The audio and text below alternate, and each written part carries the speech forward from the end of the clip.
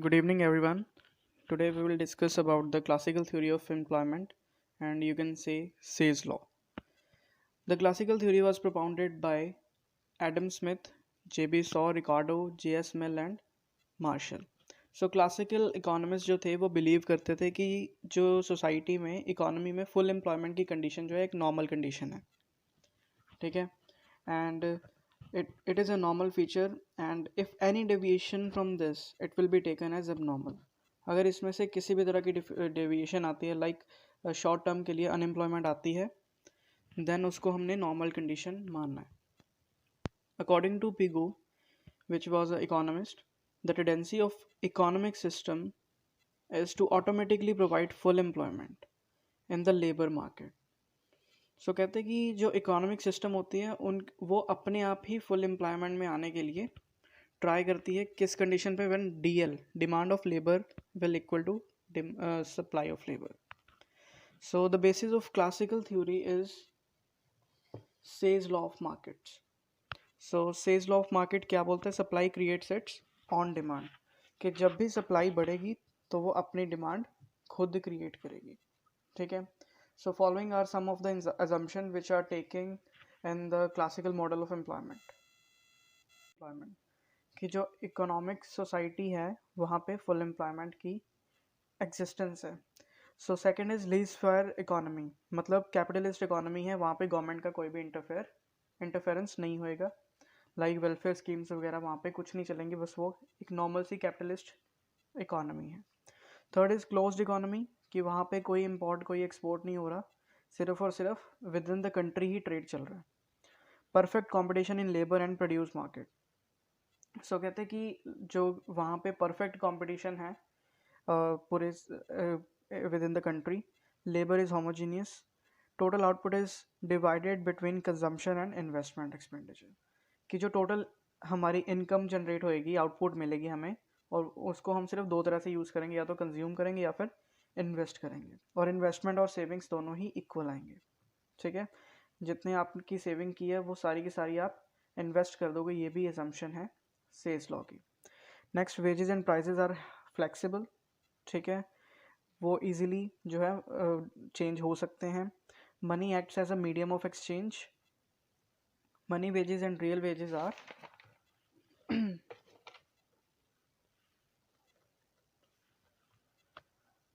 directly proportional. So savings and investment both are the function of rate of interest.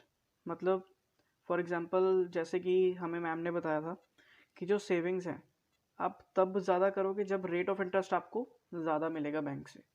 For example bank आपको 5% rate दे रहा है और एक तरफ बैंक आपको सिर्फ 2% रेट दे रहा है. आप किस रेट के ऊपर आप अपना पैसा बैंक में रखना चाहोगे? 5% के ऊपर. So saving is the function of rate of interest. So जितना रेट ऑफ इंटरेस्ट बढ़ेगा सेविंग्स आपकी उतनी ही बढ़ेगी. लेकिन जो इन्वेस्टमेंट है वो इन्वर्सली है, it has inverse relation with the rate of interest. जैसे अगर आप रेट ऑफ इंटरेस्ट बढ़ गया, इन्फ्लेशन बढ़ गया, सो गवर्नमेंट क्या करेगी? बैंक की रेट बढ़ा देगी, जिसकी वजह से आपको लोन्स जो हैं हाई रेट ऑफ इंटरेस्ट पे मिलेंगे. सो जितने आपको हाई रेट ऑफ इंटरेस्ट पे लोन मिलेंगे उतना ही आप लोन की अमाउंट कम लोगे. सो जिसके कारण ये इन्वर्स फंक्शन है इन्वेस्टमेंट के लिए. Next is capitalist stock and technical knowledge is given. So कहते हैं कि टेक्निकल नॉलेज जो है वो प्रोवाइड होएगी सभी वर्कर्स को. It is used for the long run, और ये बेसिकली असम्पशन लॉन्ग रन के लिए applicable. We move to the next topic, explanation of this theory.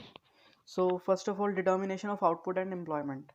In classical theory, output and employment are determined by production function of demand of labor and supply of labor in the economy. So production function क्या होते हैं? वो सारे factors जो कि आपकी production को influence करते हैं. That are basically capital. ठीक है. जो आपको चाहिए कोई भी production लगाने के लिए, technical knowledge चाहिए. ठीक है. और number of workers चाहिए. So in that case we can say that output या फिर income, it is a function of K, T and N. K for capital stock, T is for technical knowledge, and N is the number of workers. So while K and T remains constant जो के है, मतलब capital stock और technical knowledge, अगर हम उसको constant बना दें तो हमारा जो आउटपुट आएगा या फिर जो इनकम मिलेगी वो डायरेक्टली फंक्शन होएगा किसका, नंबर ऑफ वर्कर्स का, मतलब एम्प्लॉयड वर्कर्स का. Output is increasing function of the number of workers. But after a point, more workers are employed, diminishing marginal returns to the labor starts. So क्या कहते हैं कि जैसे जैसे आप लेबर की क्वांटिटी बढ़ाओगे आपका आउटपुट उतना ही बढ़ेगा. डायरेक्ट रिलेशन है इनका. लेकिन while we will reach at the certain full employment stage, उसके बाद क्या होएगा, आप फर्दर अगर लेबर बढ़ाओगे भी तो आउटपुट के ऊपर कोई फ़र्क नहीं पड़ेगा, आउटपुट कम होनी शुरू हो जाएगी. यहाँ पे थोड़ा सा ग्राफ सही नहीं बना. सो इसके अंदर ये है कि जैसे ये मान लो फुल एम्प्लॉयमेंट स्टेज है, जैसे इसके आगे फुल एम्प्लॉयमेंट के आगे N2 के आगे अगर एन अप करेंगे हम, तो यहाँ पे क्या होएगा, ये जो प्रोडक्शन फंक्शन है वो डिमिनिशिंग की तरफ जाना शुरू हो जाएगा, डाउनवर्ड्स. ठीक है. Next one is labor market equilibrium. In the labor market equilibrium, the demand for the labor and supply for the labor determines the level of output and employment. कहते हैं कि supply of labour and demand of labour, ये दोनों ही मिलके हमें क्या बताएंगे, level of output या फिर एम्प्लॉयमेंट का. The classical economist regard D L as function of real wage. So D L is equal to F of W upon P. So W क्या है, money wage, and P is the price level. So real wage का formula क्या है, W upon P. So D L जो है it is a decreasing function of real wages. अभी मैं आपको एग्जांपल बताता हूँ. जैसे कि for example demand of labour जो है, decreasing function of real wages का मतलब कि जितनी ज़्यादा वेज बढ़ेगी उतनी ही उनकी जो डिमांड है वर्कर्स की उतनी ही कम होएगी. फॉर एग्जांपल अगर किसी फैक्ट्री की बात करें, सो वहाँ पे अगर 100 वर्कर्स काम कर रहे हैं, उसको कंट्रोल करने वाले जो सुपरवाइजर्स हैं वो सिर्फ 3 या 4 होते हैं. क्यों? क्योंकि उनका रियल वेज जो होता है वो ज़्यादा होता है. सो रियल वेज ज़्यादा होएगी तो क्या होएगा, आपकी उतनी ही डिमांड जो है लेबर की कम मिलेगी.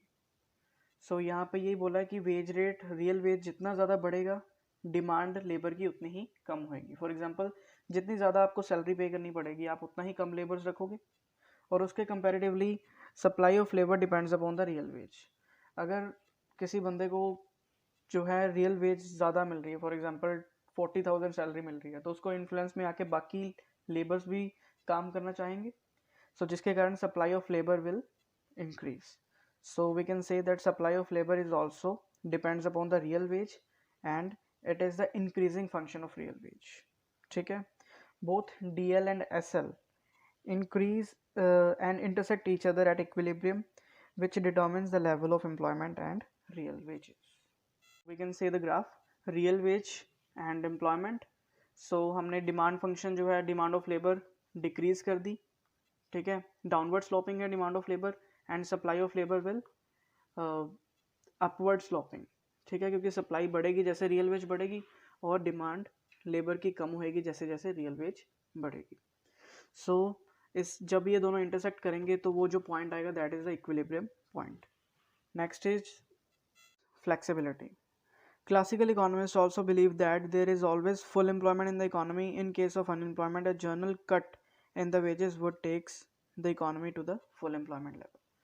So wage price flexibility का मतलब है कि जो क्लासिकल इकोनॉमिस्ट थे वो कहते थे कि जो एक इकोनॉमी के अंदर हमेशा फुल एम्प्लॉयमेंट का स्टेज बना रहेगा. अगर बाई चांस वहाँ पे अनएम्प्लॉयमेंट किसी कारण आ रही है शॉर्ट रन के लिए, then a general cut will in the wages would take the economy to full employment. तो क्या होएगा, वेज रेट थोड़े से कम कर दिए जाएंगे. क्योंकि अब यहाँ पे एग्जांपल है the when the wages are reduced, it leads to the reduction in the cost of production and consequently the price of the good become low. When price fall, demand will rise and sale will purchase up. So increased sale will push up and increased sale will necessitate the employment of more labor and ultimately full employment will attain. So यहाँ पे थोड़ा सा complex लिखा है, मैं आपको normally बता देता हूँ. कहते कि अगर demand of labour for example unemployment का केस है, तो आपको नॉर्मल सा एक काम करना पड़ेगा कि आपको जितने भी बंदे एम्प्लॉयड हैं या फिर marginal productivity of the labour is equal to W upon P, right. So next हमने रियल वेज और एम्प्लॉयमेंट का केस देखा है यहाँ पे। So demand downward sloping against supply upward sloping. So हमारे पास ये क्या आ गया था, इक्विलिब्रियम पॉइंट। सो इसी इक्विलिब्रियम पॉइंट के नीचे अगर हम देखेंगे तो हमारे पास marginal productivity of the labour will, we can able to find marginal productivity of the labour, ठीक है। सो उसी तरह से हमें आउटपुट जो है मिलनी शुरू हो जाएगी। फुल एम्प्लॉयमेंट के केस में इस तरफ फिर से हम उसी पोजीशन पे आ सकते हैं, ठीक है। Next one is goods market equilibrium, और you can say Say's market, Say's law of market. The goods market equilibrium when saving equals to investment. According to the classicals, what is not spent is automatically invested. Classicals मानते थे कि जो चीज़ हम नहीं खर्च रहे हैं, मतलब सेव कर रहे हैं, वो ऑटोमेटिकली क्या हो जाएगा, इन्वेस्ट हो जाएगा। Thus, saving must be equal to the investment. If there is any divergence in savings and investment, then the equality is maintain through the rate of interest. अगर वहाँ पे कोई भी प्रॉब्लम आ गई सेविंग और इन्वेस्टमेंट के में, तो उसको हम दोबारा से अटेंड कैसे कर सकते हैं, by the help of rate of interest. So again यहाँ पे मैंने शॉर्ट में लिखा हुआ है कि सेविंग जो है वो क्या है, फंक्शन है रेट ऑफ इंटरेस्ट का, इन्वेस्टमेंट भी क्या है, फंक्शन है रेट ऑफ इंटरेस्ट का। लेकिन जो सेविंग है वो क्या है, रेट ऑफ इंटरेस्ट का डायरेक्टली प्रोपोर्शनल है, क्योंकि सेविंग्स जितनी ही बढ़ेगी उतनी ही रेट ऑफ इंटरेस्ट, जितना रेट ऑफ इंटरेस्ट बढ़ेगा उतनी सेविंग्स बढ़ेगी, और आपकी इन्वेस्टमेंट उतनी ही कम होएगी। सो लेकिन according to the classical, saving must be equal to investment, ठीक है। The interest is a reward for the saving, higher the rate of interest, higher the savings and lower the investment, and vice versa. If at any period investment greater than savings, investment ज़्यादा होएगी saving से, then the rate of interest will rise, which raise savings. So rate of interest बढ़ जाएगा और savings फिर से उसको equalise करना स्टार्ट कर देगी, और इन्वेस्टमेंट धीरे धीरे कम होती जाएगी। The adjustment will happen till it reaches at the full employment level. So this is the graph. You can say there is x-axis there is saving and investment, and on y-axis it is rate of interest, and where the two lines intersect, investment and savings, then we will get the equilibrium point. हाँ जी, money market equilibrium, it is based on the theory, the quantity theory of the money, which states that general price level in the economy depends on the supply of money. So quantity theory of money के ऊपर ये based है, money market equilibrium. इसके according क्या है, general price level it is depends upon the supply of money. जो general price level है वो मनी की सप्लाई के ऊपर डिपेंड करता है। According to that M V is equal to P T. M is the supply of money, P is the price level, V is the velocity of circulation, and T is the volume of transactions. So the equation tell us that the total supply MV equals to the total value of output PT. So by assuming V and T to be constant, so velocity of circulation and volume of transaction, अगर हम दोनों को constant मानेंगे तो M directly proportional to P, मतलब जो हमारी supply of money है किसके proportional पड़ेगी, price level के। So the price level is the function of money supply. Got it? So there is the graph, price level horizontally, output यहाँ पे, ठीक है। सो पहले प्राइस लेवल P1 था, सो वहाँ पे हमें जो कर्व मिली है वो कौन सी मिली है, MV। लेकिन जैसे ही P2 पॉइंट आया हमारे पास प्राइस लेवल का, प्राइस लेवल बढ़ गया तो उससे हमारा M1 V1, मतलब ये चीज़ ये जो स्लोप है वो शिफ्ट हो गई कहाँ पे, M1 V1 पे। If the quantity of the money increases, MV curve will shift from MV to M1 V1 curve.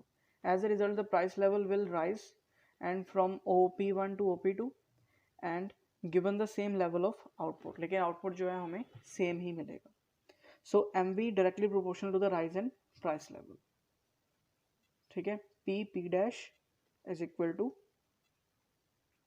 AB when full employment level of output remains OK. Now criticism. So criticism वही सारे same हैं, under employment, equilibrium, ठीक है, क्योंकि हमें पता है कि कभी भी फुल एम्प्लॉयमेंट जो स्टेज आता है वो क्या है, ज़्यादातर एक एक्सेप्शनल केस होता है, क्योंकि गवर्नमेंट कभी भी किसी इकोनॉमी में फुल एम्प्लॉयमेंट लाना काफ़ी ज़्यादा प्रॉब्लम होता है। Automatically adjustment of the prices is not possible. So जो मार्केट के अंदर ऑटोमेटिकली एडजस्टेबल चीज़ें थी वो पॉसिबल नहीं है। सेविंग्स और इन्वेस्टमेंट दोनों इक्वल नहीं होते। ये सारे जो क्रिटिसिज्म हैं वो केन्स के ही क्रिटिसिज्म्स हैं mostly. Money is not neutral, ignore speculate demand for money, rejection of quantity theory of money, no direct relation between money wage and real wage, ignore the short term analysis. So these are some of the criticisms.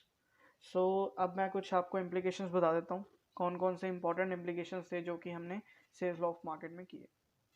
तो हमने यही implication किया कि full employment in the is the national feature of capitalist economy. Equilibrium is possible at full employment and general equilibrium is not possible. Laissez-faire policy by the government based on the sales law of market, savings is equal to investment, and people spend entire uh, investment income on consumption and investment. ठीक है, these are some main implications of this theory. I hope you understand this.